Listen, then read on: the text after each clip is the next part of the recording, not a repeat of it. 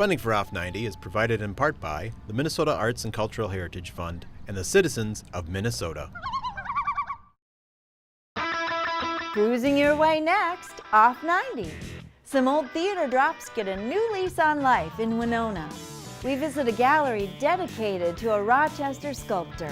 We pay a visit to the lovely little town of Lanesboro. And the Dang Ol Tree Ole cries fire on a crowded patio. It's all coming up on your next stop, Off 90.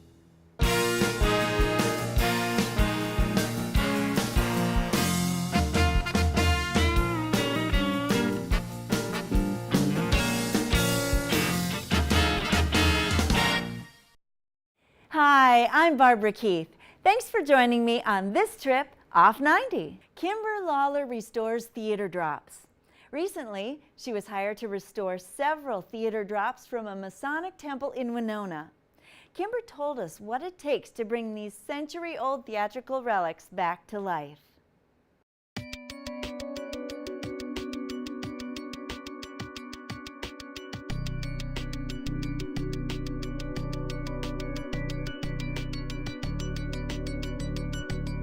I'm really about muslin and paint and glue and what it takes to get these bad boys back in shape and up in the air. My name is Kim Lawler, and today we're going to talk about the backdrop restoration that we're doing here at the Old Masonic Lodge in Winona, Minnesota.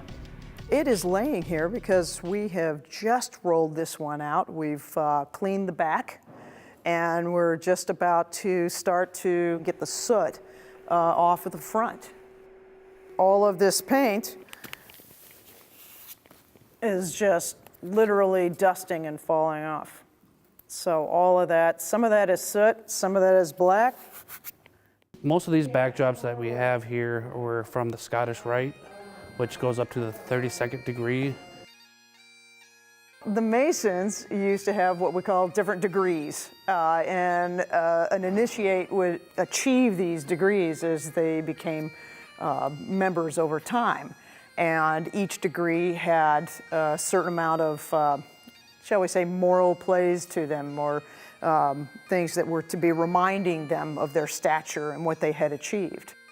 And each one had, for instance, this is the Hades scene, which is this wild vision of hell, and with devils with pointy tongues and spears, wild dragons and tails, and everything's very, very symbolic.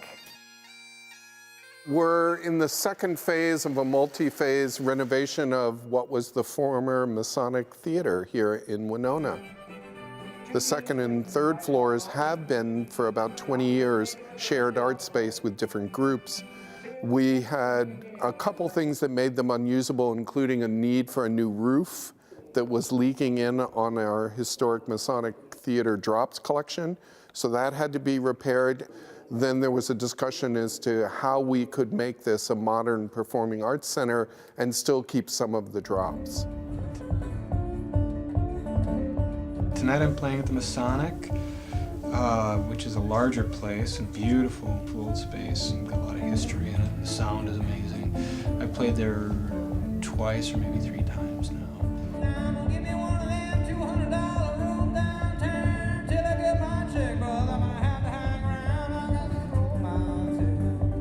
This used to be just pigment and animal glue. So every time these were moved at all, the paint flakes off. Like this part right here has a piece of wood around it, and so you can see that, you know, just that little bit, the paint starts to come off. We're going to be trying to get some of that to re-adhere, take off some of the soot over the years, because as you can well imagine, with coal run heating and all the soot in the air, the lumber industry, all these industries using big factories, big smokestacks, all of that, smoking indoors, all of that is just right on these backdrops. This entire stage had about 98 drops in it. Do you save them all, and you have them very close together, and you can never use the stage for anything else? They elected to save 13 backdrops. These were what are called line sets for each of the drops. This is the original rope. And the hemp and the ropes were deteriorating. They were not safe anymore. Plus, by fire code rules, these are much too close together. And you can see that if you've got all of these, one literally touching the other almost, you have no room for any other type of material, any other set pieces. Backdrop repair, I'm a scenic artist by trade over the years. So, you know, I've been repairing backdrops for 30 years. And I've been doing restoration, very much like the ornamentation you'll see in this theater up in there with walls, murals, and things like that for about that long too, off and on. When you wash this netting out, wash has an R in it. Everybody knows that. This theater was literally built for these Masonic rituals. If you want to expand and do other projects, which we've been doing since the Masons scaled back the use of the building, then we started to realize we don't have a multi-use and multi-purpose building. They're going to go up, brand spanking new fly system here. We're never going to roll it up again. It's just going to be there hanging in perpetuity, which is actually what it did for 100 years. It was just hanging there. That's why they're in very good shape. Brand spanking new. Woohoo! It's always a philosophy of restoration, like how much do you really do? You don't want to see my painting, you want to see the 100-year-old painting. If you want a brand new looking drop, I tell you what, we'll take pictures of this and I'll paint them for you. I love painting backdrops. I like painting them more than I like restoring them. We all know they're old. You don't need to have a new looking drop. This building has such a rich history of Winona. I'm so glad that the city is putting money into the arts, which is unbelievably huge here in Winona. And it makes me happy that they are taking the time and realizing what precious gem they have here. These things were never meant to live this long, and it is amazing that you have this treasure here because they are quite literally rotting away. And the fact that y'all have this, Winona has this in such good shape, and this condition is wonderful. I think a lot of places, have this history. I don't want to get too much into like ghosts and spirits because I'm not really sure what I think about that kind of stuff, but it feels sometimes like, the place kind of wakes up and whatever history lurks in the walls comes out and says, hey, people are here again. The whole place kind of vibrates again, and the Masonics feels like it does that to me. They were never meant to last this long. It's theater. The show's over. It's time to trash the set. But here they are, 100 years later. This is pretty incredible. I think you should sell tickets. It should just be, everybody come on down and come in and take a look at Hades.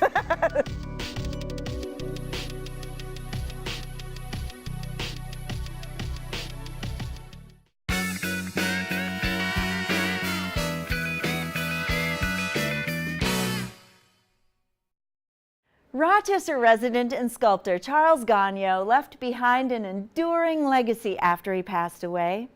Arlen, his wife, spent years transforming Charles' workspace into a gallery of his work.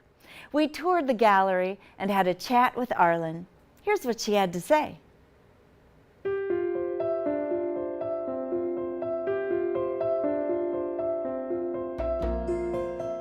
Chuck used to say that every sculpture should be like 10,000 paintings. When you walk around it, you're going to see a new view of it, a new perspective, and that's like a new painting. And he's right.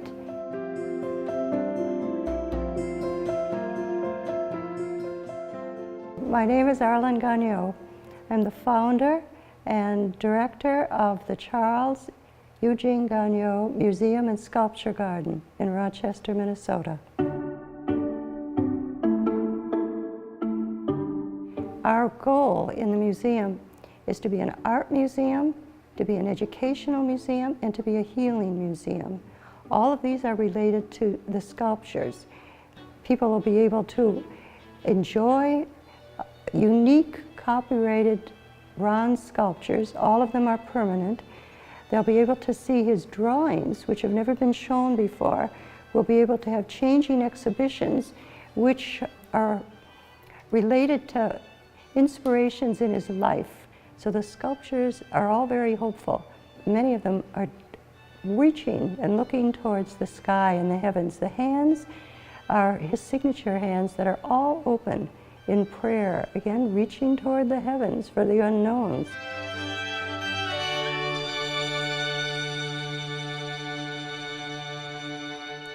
Charles Gagnon was a professional sculptor. This is all he did for 50 creative years. And it's these 50 creative years that I'm now showing and sharing with the public.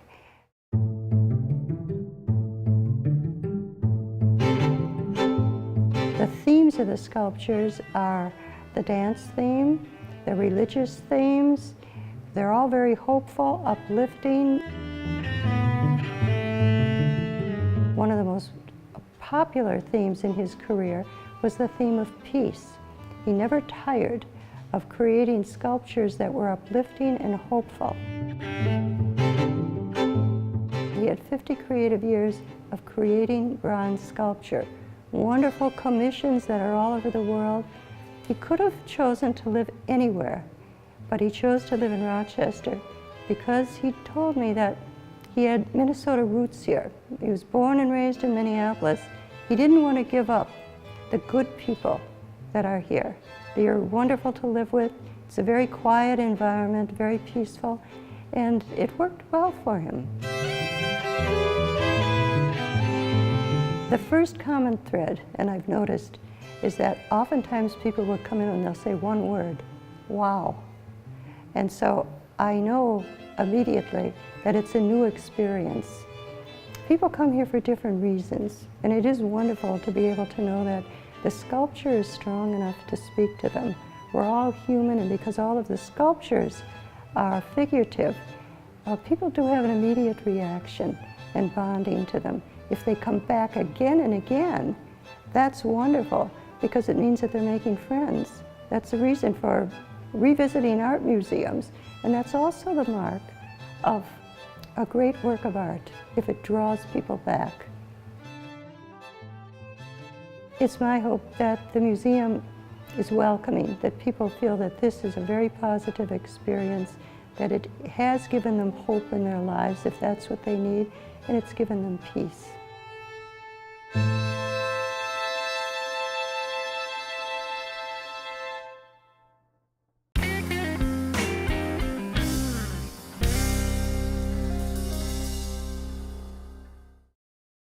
For a small town, Lanesboro certainly has a lot going on. It's known for its trails, fishing, and canoeing. It's also known as a center for the arts. Several Minnesota artists and actors call Lanesboro their home, and several more have used Lanesboro for their inspirations. We took a trip to Lanesboro to learn about its appeal. It's hard to walk from one block to the other without having a conversation with someone. You can't walk down the street without having at least 3 or 4 conversations about, I think you guys should think about this, and that all ties into the buy-in and the ownership that the community has. So depending upon the day, it can take an hour to get from the gallery to the post office and back, just depending upon how many people you're going to run into. Yeah, you can't get 50 feet without somebody stopping you and wanting to participate. In 2014, the City Council passed a unanimous resolution declaring the whole town an arts campus. It didn't seem like a big deal at the time, but it was really the first small town in America to make such a proclamation. The Lanesboro Arts Campus is like a multi-layered artistic experience where walkability and really these different pearls or assets are really just a part of that are woven in. When you kind of take that broader view about what is art or design, the possibilities are really unlimited about as far as how you can use art to overcome challenges and move the community forward. I'm Erin Lavelle. I'm a public artist. I live in Minneapolis, and I'm here in Lanesboro doing an artist residency. My project is called Something Good, And it's an experiment in radical generosity. And I came here in the spring, and I had a series of community discussions where we talked about value and generosity and the reasons we give. And then I followed up by asking residents to give me something good and the story that accompanied it out of a spirit of radical generosity. And what I mean by that is giving joyfully and not worrying about what happens to the object in the future. I had never been to Lanesboro before April. I wanted this project to happen.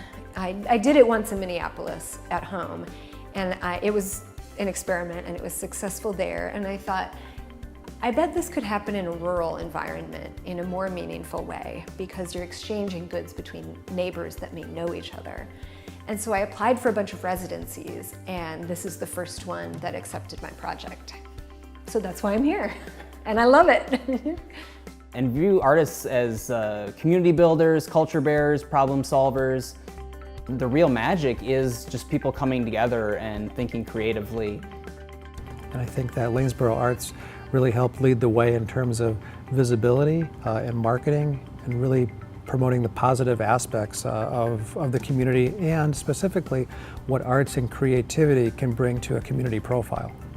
You know, a lot of projects will be just that relationship building or maybe a temporary installation or project. I think that one of the unique things about Lanesboro is that it's such a inclusive place, a welcoming place, and projects like that really help foster that sense of community. It's about experiencing something that's creative, that touches people, and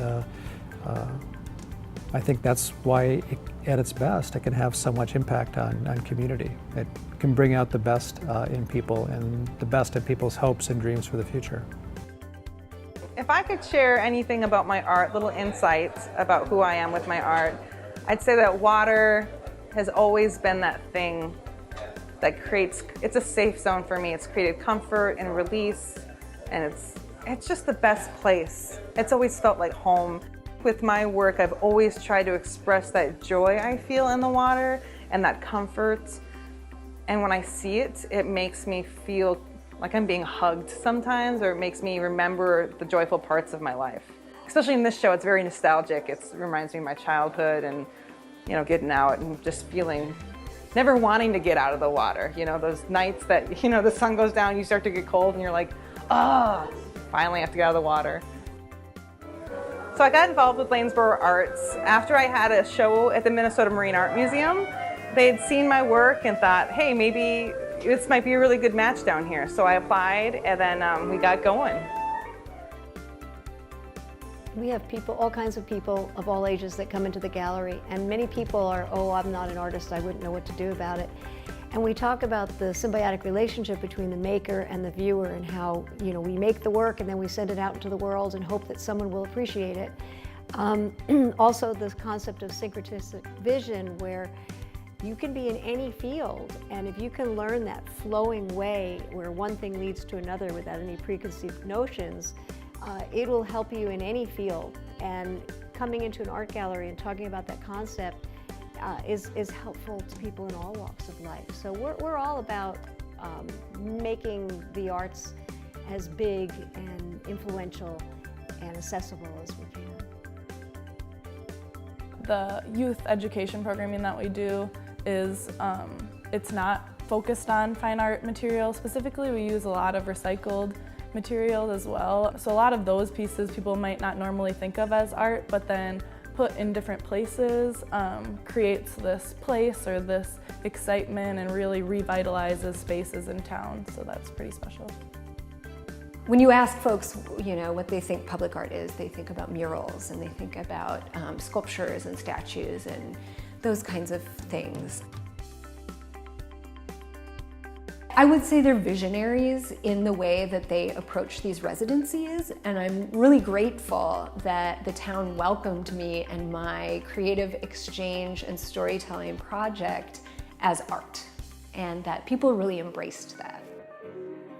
We're all here for a lot of the same reasons, that really the people are what really light up the town, and My favorite thing about living in Lanesboro and working in Lanesboro is just listening to people and hearing their stories intergenerationally, from people that are older, that are established, and that have been leaders in this community, to our youngest kids that are in schools that are leaders in themselves with their joys throughout town. I think they fill me with so much energy that I get to give back through my job and engage people in the ways that they want to get involved in, so that's awesome. That's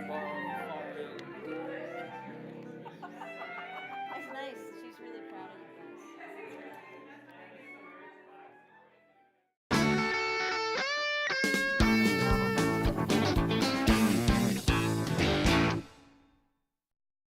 The Dang Ol Tree Ole is a 5-person bohemian folk group from the Twin Cities. We caught their performance at the Harris Peace Garden in Austin during a hot summer evening. Here they are performing their song, Fire. In the dark, we've toiled away with nothing much to say about the indirect accomplishments you solicit every day. And I'm not saying this means nothing. I appreciate the stand, but I'm tired of all this politicking. I'll be on my way.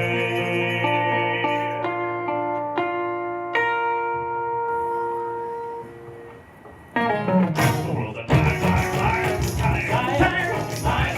many sides, and I don't need to wear anymore.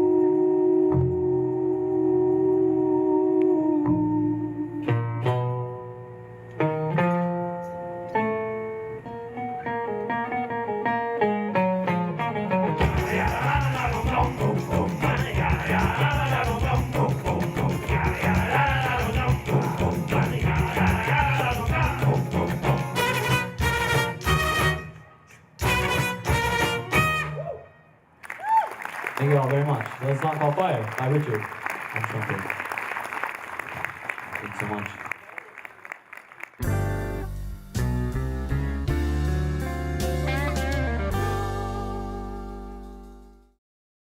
We've reached the end of this tour off 90. Thanks for riding along. See you next time. But before we go, here's a bit of history about early Rochester pioneers.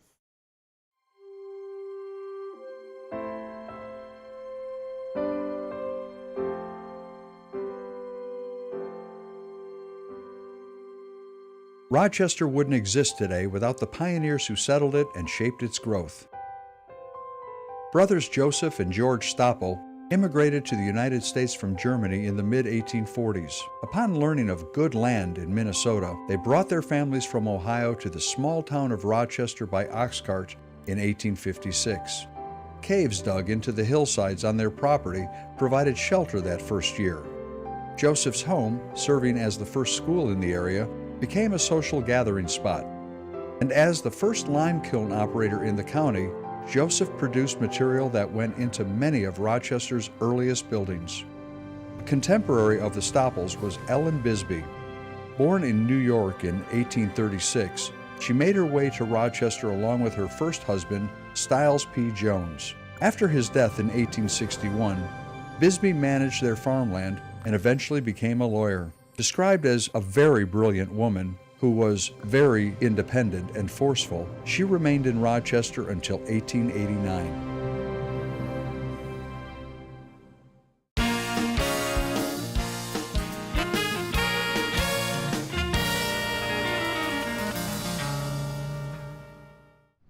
Funding for Off 90 is provided in part by the Minnesota Arts and Cultural Heritage Fund and the citizens of Minnesota.